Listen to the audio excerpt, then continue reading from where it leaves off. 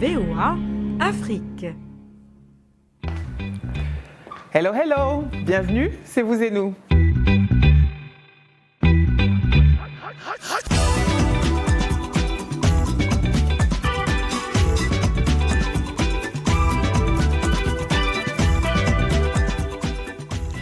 Et ce début de mois est marqué par le 8 mars, Journée internationale des droits des femmes. Le thème cette année, les femmes dans un monde du travail en évolution, une planète 50-50 d'ici à 2030. Il y a du boulot.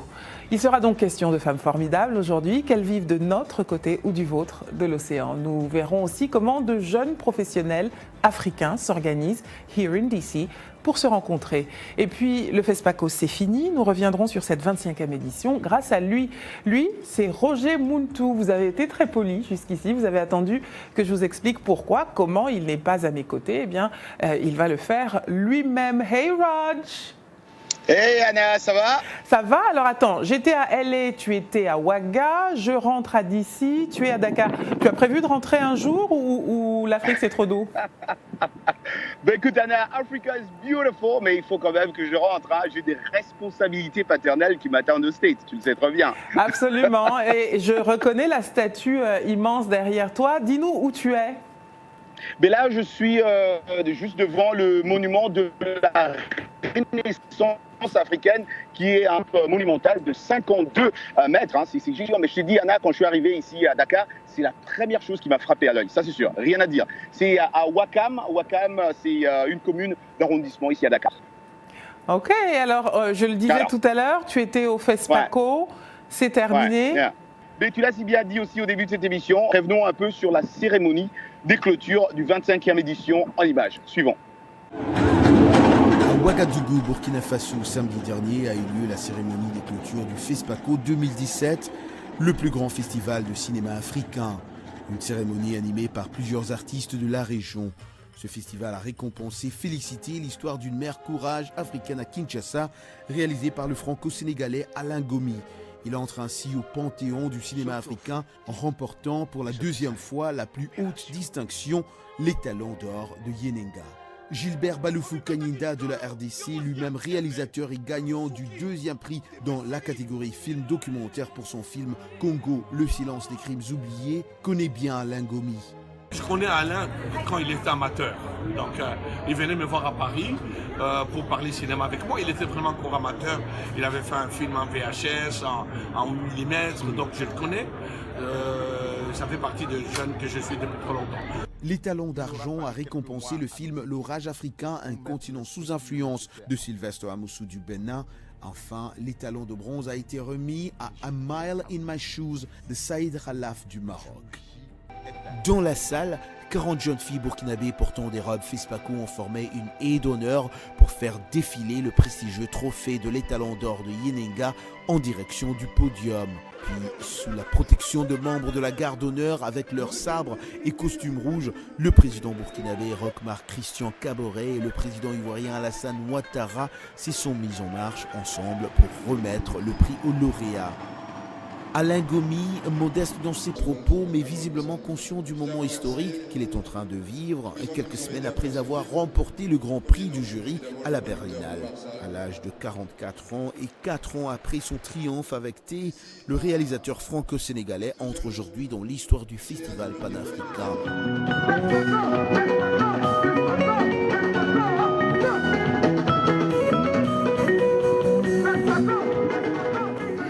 Waouh, et je sens qu'il y a tellement d'autres histoires que tu pourrais me raconter. J'ai hâte que tu reviennes pour me les raconter. En tout cas, soulignons que le film Félicité a aussi été salué et récompensé au très prestigieux Festival du film de Berlin. Il a été ours d'argent. Il est chanceux, lui, Alain Gomi, ça c'est sûr. Ou travailleur, ou les deux. Ou travailleur, c'est vrai, travailleur, les deux. Pourquoi pas? Ouais. En tout cas, c'est un très bel hommage à la femme et il y en a suffisamment peu pour qu'on le souligne. Merci Alain. Voilà, alors pendant que Roger se promenait dans les rues de Ouagadougou et de Dakar maintenant, moi je me promenais dans les rues de LA et je suis tombée sur un quartier et une histoire que peu connaissent, même ici. Et je crois, et c'est pour cela que j'ai eu envie de vous le montrer, je crois que l'histoire de Little Tokyo raconte bien la manière dont ce pays s'est construit dans un mouvement de balancier entre intégration et affirmation de son identité, et avec toutes les blessures et les heurts qui vont avec. Regardez. Difficile de croire que nous sommes en plein cœur de Los Angeles. Et pourtant... Nous sommes au centre culturel de la communauté nippo-américaine et ce que nous voyons là, c'est le jardin botanique James Irvine. Les relations entre les États-Unis et ses ressortissants d'origine japonaise n'ont pas toujours été un jardin de roses. Mon père et mes deux frères sont arrivés ici et ils ont habité dans le centre quelques mois pendant qu'ils cherchaient un logement suite à la guerre. Beaucoup de gens ont d'ailleurs fait pareil. Cette tour d'incendie est une réplique d'un modèle japonais très ancien. Les volontaires escaladaient la tour jusqu'au sommet et ils montaient la garde pour s'assurer qu'il n'y avait pas de fumée ni de feu à l'horizon. Il y a 100 voire 200 ans, la plupart des constructions japonaises étaient faites en bois. Un incendie représentait donc un danger redoutable. C'est donc à l'observation que servait cette tour. Amoureux du shopping et gourmets peuvent facilement passer à côté du douloureux passé japono-américain dont les traces sont disséminées discrètement à travers la ville. Ce que vous voyez là, c'est une sorte de chronologie. La première ligne couvre les années 1890-1900, puis les années 10, 20, 30 et 40. Et si vous y prêtez attention, vous remarquez que les années 1940 sont sur une ligne plus sombre. Cela représente les années au cours desquelles les Japonais étaient détenus dans les camps d'incarcération. Paradoxalement, pendant cette période où ils étaient considérés comme une menace pour la sécurité du territoire, les Japono-Américains étaient aussi perçus comme des héros. Cet édifice est le monument Go for Broke en l'honneur des soldats nippo-américains ayant pris part au combat de la Seconde Guerre mondiale. Leur régiment était le 442e et le MIS est le service de renseignement militaire. Les nippo-américains se sont donc battus sur le front, ils ont subi de nombreuses pertes et c'est l'une des raisons de leurs multiples décorations. Cette relation complexe a créé un mélange culturel aux fruits parfois inattendus. Nous sommes devant le restaurant Suehiro. Il y a 50 voire 60 ans, cet endroit était l'emplacement du Tokyo Kaikon. Le restaurant qui, vers 1960, est venu avec le California Roll. Je crois que le California Roll est très apprécié partout dans le monde et que beaucoup de personnes se sont délectées de ce mets inventé à cet endroit précis. Plus de 60 ans après un passé tumultueux, les Japono-Américains sont devenus des citoyens à part entière et Little Tokyo, leur havre de paix. Une page est tournée? Pas tout à fait. J'ai un fils, il a 16 ans et il relève déjà son intérêt pour la relance de notre entreprise. Dès sa naissance à ses 8 ans, nous avons vécu à Little Tokyo. Il connaît donc ses rues, ses magasins et il a été témoin de mon travail dans le cadre du service communautaire pour assurer la sécurité de Little Tokyo. Il a vu mon travail dans notre boutique, qu'il connaît très bien, et il me semble réellement qu'il souhaite prendre la relève. Pourquoi insister sur une affirmation culturelle qui a apporté tant de douleurs par le passé? Bill Watanabe n'hésite pas. Je pense que les États-Unis sont un agrégat de différentes cultures et de différents groupes. Si nous prenons ce qu'il y a de meilleur dans l'identité japonaise et pour le conjuguer avec le meilleur de l'identité américaine, à mon avis, vous aurez un résultat très positif. Et n'hésitez pas à nous dire ce que vous pensez de ce reportage, soit via notre Twitter, @vous et nous, ou bien mon Twitter, @AnnaTudiège. Parlons de numérique, justement. Notre spécialiste est là. Hey there, Dilidico. Hey Anna, comment ça va? Ça va très bien, et toi? Je suis contente que tu sois de retour de Merci, LA. moi aussi. Je me sentais bien seule dans le studio. Je veux imaginer. Alors, cette semaine, Anna, on a une nouvelle question. Et comme tu l'as dit au début de l'émission, le 8 mars, donc on ne pouvait pas s'empêcher de poser une question qui a un lien avec le 8 mars. Bien sûr. Donc cette semaine, nous avons demandé à nos téléspectatrices et aussi à nos téléspectateurs, pensez-vous que les femmes africaines sont plus épanouies aujourd'hui? Et donc... Vaste question. Oui. D'abord, qu'est-ce que tu en penses, toi? Je pense que oui.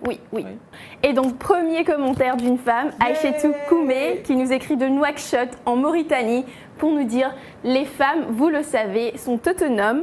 Aujourd'hui, grâce aux organismes tels que l'Association des femmes chefs de famille, elles ont des droits. Adieu la dépendance, la maltraitance, la soumission, l'ignorance. Vive les associations féminines partout dans le monde. Le 8 mars, c'est notre réussite à nous les femmes, notre liberté d'expression. Oui, espérons que ce soit plus que juste le 8 mars, que ce soit tous les jours le 8 mars. Justement, je pense que ça devrait être toute l'année.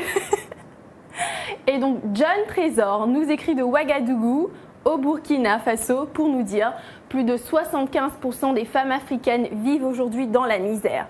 Des problèmes d'eau, de santé, de nourriture, un réel manque de débouchés économiques. Les 25% restants profitent de l'ignorance des 75% pour s'enrichir.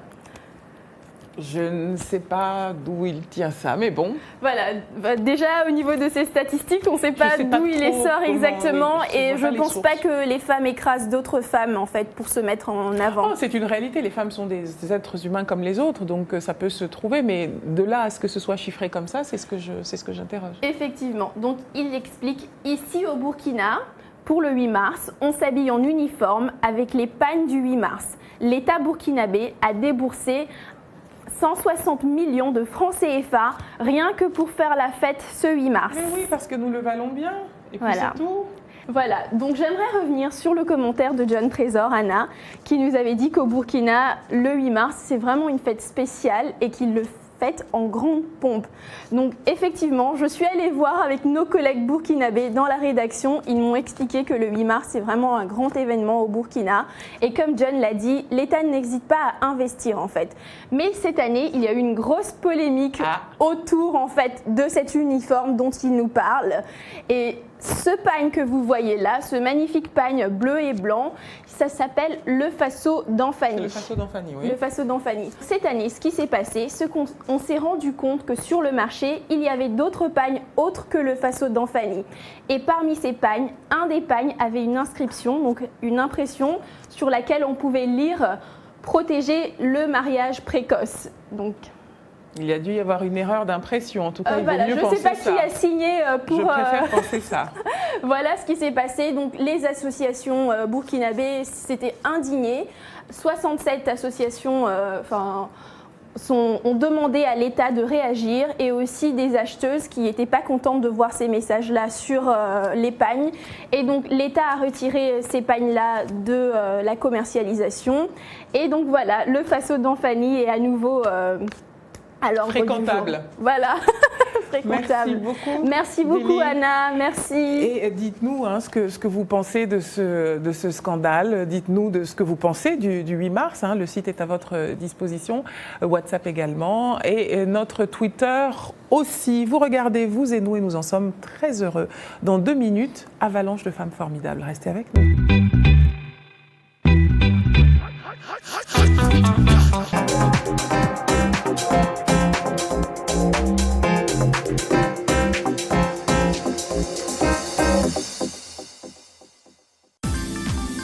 La VOA sur votre portable avec l'application Mobile Streamer. Écoutez nos programmes n'importe où, quand vous le voulez. C'est gratuit avec Internet. L'application est disponible sur iPhone ou Android. Ou alors, composez les numéros de téléphone suivants. VOA Afrique, 24 heures sur 24 sur votre portable.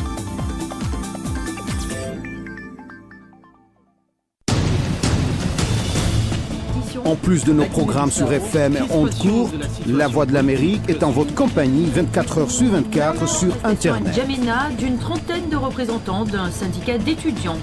Notez notre nouvelle adresse voaafrique.com. Tous les derniers développements sur l'actualité africaine et mondiale. Reportages photos et vidéos et vos commentaires sur voaafrique.com. À tout de suite. Washington Forum, c'est votre rendez-vous avec l'actualité. Pendant 30 minutes, nous vous emmenons au-delà des grands titres avec différents points de vue.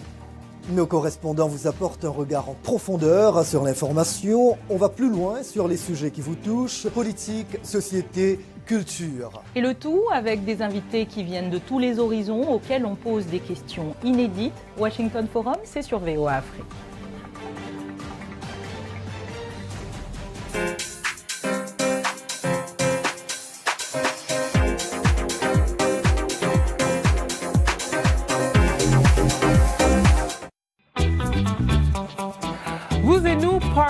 nous, place à l'anglais express avec notre prof d'anglais préféré, j'ai nommé Michel Joseph. Hi Michel. Hi Anastasie, how Comment are ça you? va? I'm good, very good. Perfect. And hi Roger, wherever you are. Yeah, il manque quelqu'un là. Il ne faut pas lui dire parce que sinon il va avoir la grosse tête. Okay, hi Roger. Hi. De quoi on parle aujourd'hui? Aha. Are you ready to switch gears? I Est-ce guess que tu so. comprends? Oui. Ok, d'accord. Bienvenue à l'Anglais Express.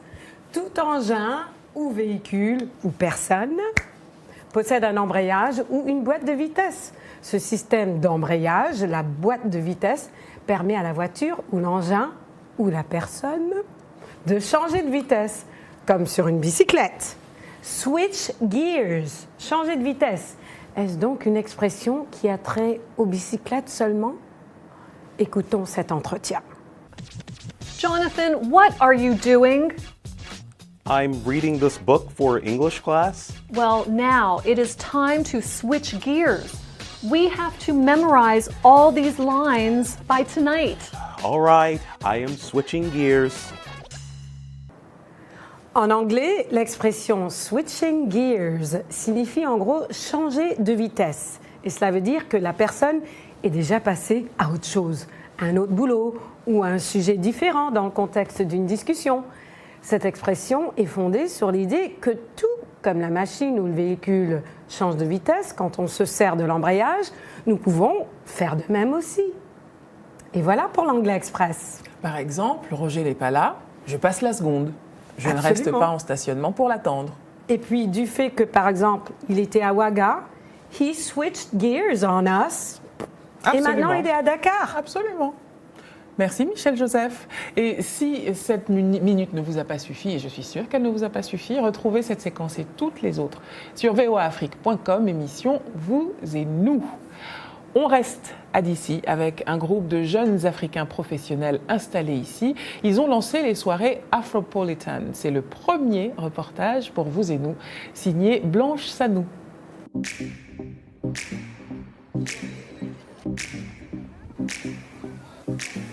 Nous sentons qu'il y a une sorte de déconnexion. Nous ne nous comprenons pas culturellement. Donc l'un des objectifs du mouvement est de nous réunir pour vraiment nous comprendre afin que nous puissions favoriser le partenariat et la collaboration entre les cultures, ce qui peut éventuellement par la suite conduire à lancer des initiatives dans la diaspora et aussi en Afrique.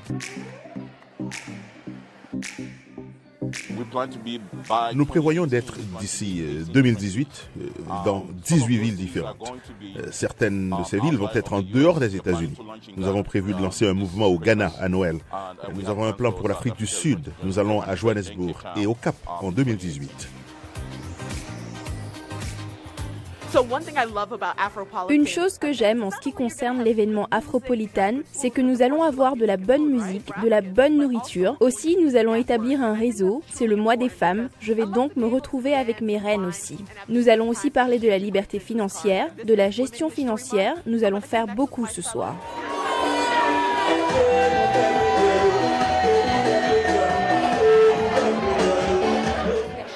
Aujourd'hui, à Afropolitan, je m'attends certainement à rencontrer des gens intéressants, des gens qui aiment s'amuser et établir des contacts professionnels. J'ai l'ambition de retourner à Londres, donc potentiellement je serai capable de rencontrer quelqu'un ici qui a un lien avec Londres.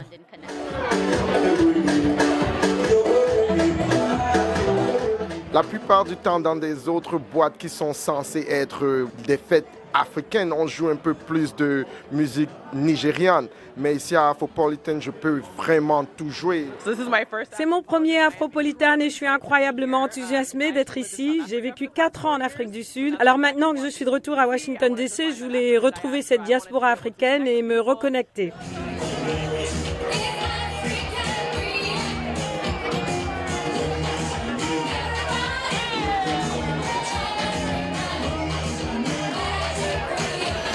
Et avec nous, nous avons la chance d'avoir l'une des cofondatrices de ces soirées afropolitanes, de ces rencontres. Efwa Opoku, elle est responsable événementielle et de la stratégie chez Afropolitan. Salut Efwa. Nous sommes très heureux de vous avoir avec nous parce que ces événements sont très forts, sont très suivis ici à Washington. Est-ce que vous pouvez nous dire d'abord pourquoi vous avez décidé de lancer ces soirées et quand? Merci de m'avoir invité.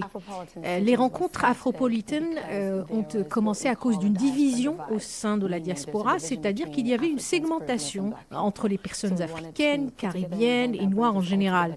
Nous voulions donc créer un événement lors duquel tous se retrouvent culturellement.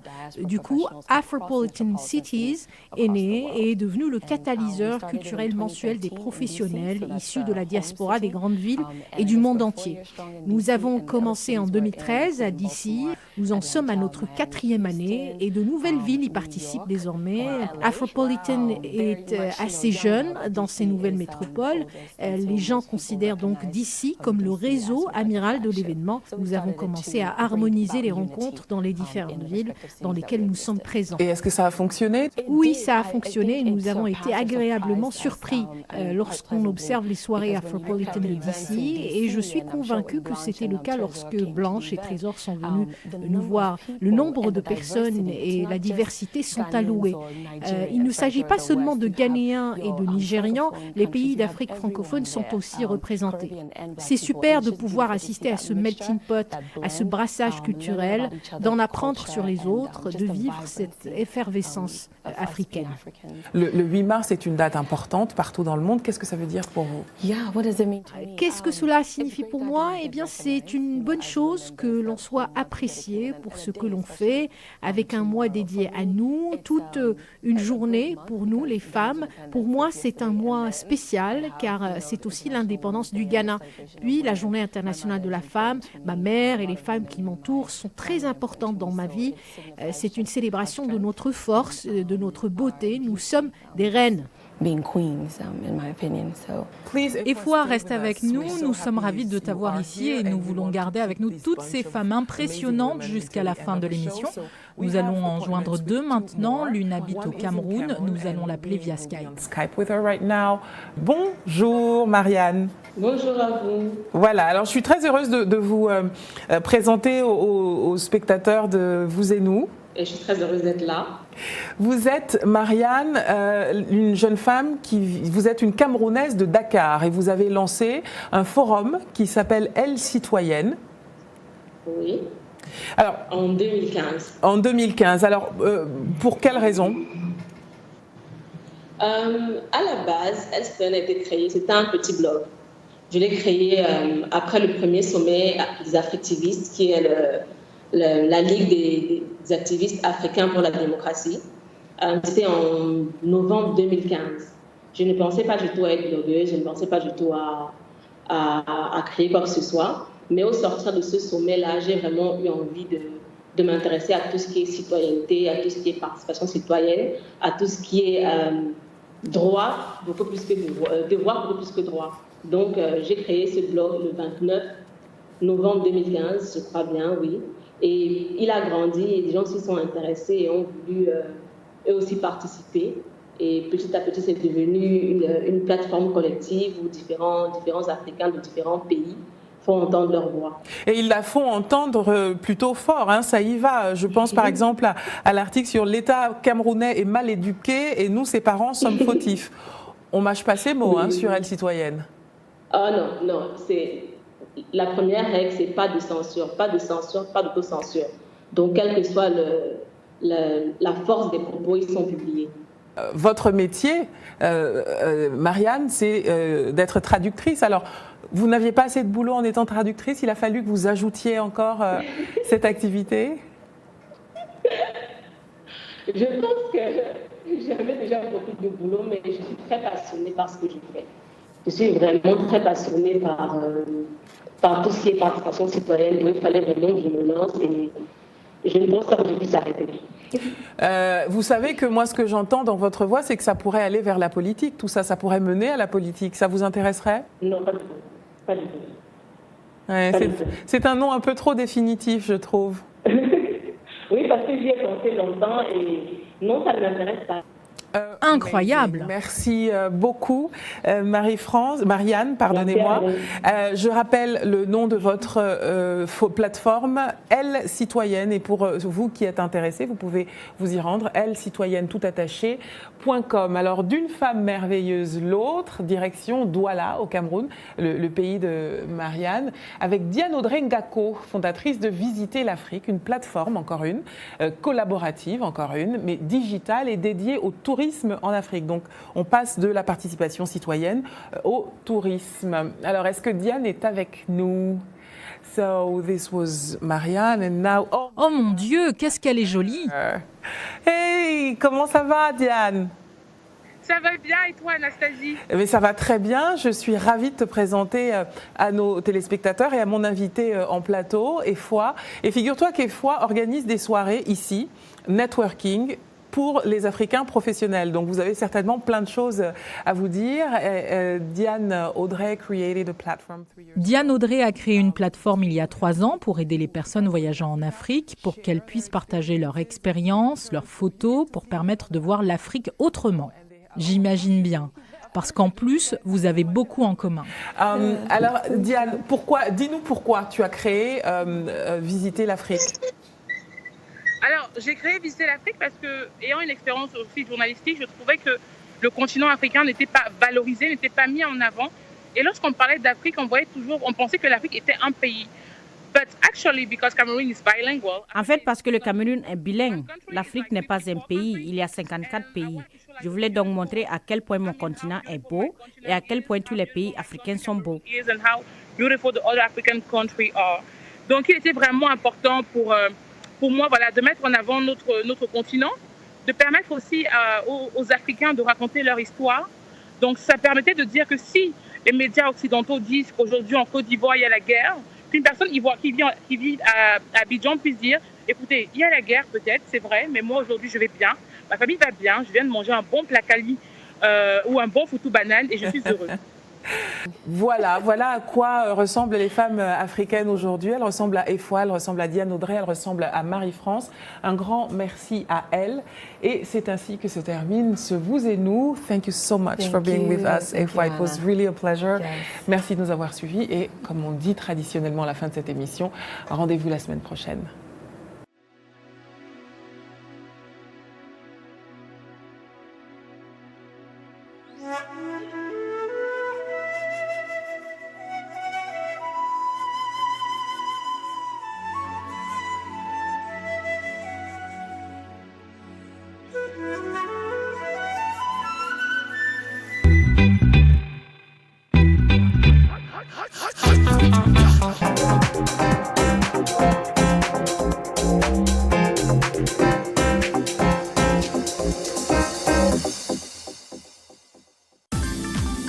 La VOA sur votre portable avec l'application Mobile Streamer. Écoutez nos programmes n'importe où, quand vous le voulez. C'est gratuit avec Internet. L'application est disponible sur iPhone ou Android. Ou alors, composez les numéros de téléphone suivants. VOA Afrique, 24 heures sur 24, sur votre portable.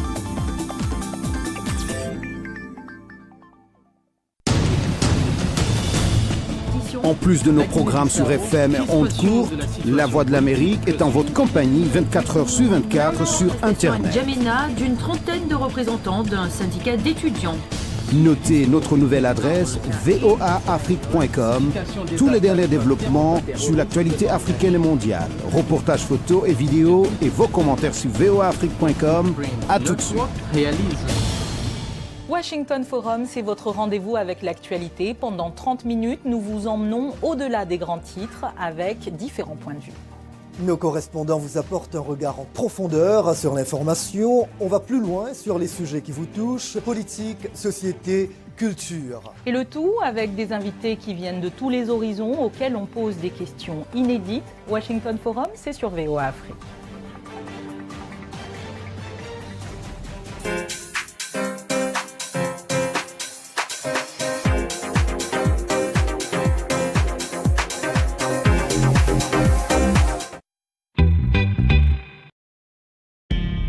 VOA Afrique.